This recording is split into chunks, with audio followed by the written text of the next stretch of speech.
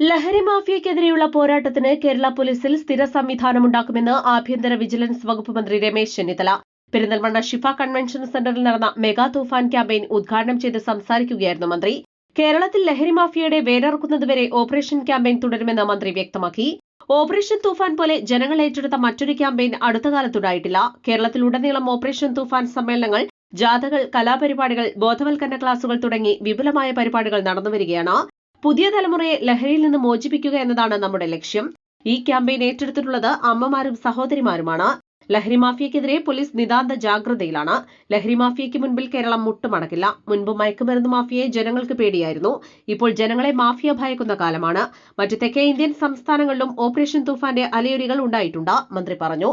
Operation തൂഫാൻ 44 ദിവസം പിന്നിട്ടപ്പോൾ 7000 പേരെ arrest ചെയ്തുവെന്നും 6500 കേസുകൾ രജിസ്റ്റർ ചെയ്യുകയും 70 കോടി രൂപയുടെ മയക്കുമരുന്ന് പിടിച്ചെടുക്കുകയും ചെയ്തുവെന്നും മന്ത്രി പറഞ്ഞു. മയക്കുമരുന്ന് വ്യാപാരം വഴിയുണ്ടാക്കിയ 15 വസ്തുവകകളും സർക്കാരിലേക്ക് കണ്ടുകെട്ടി.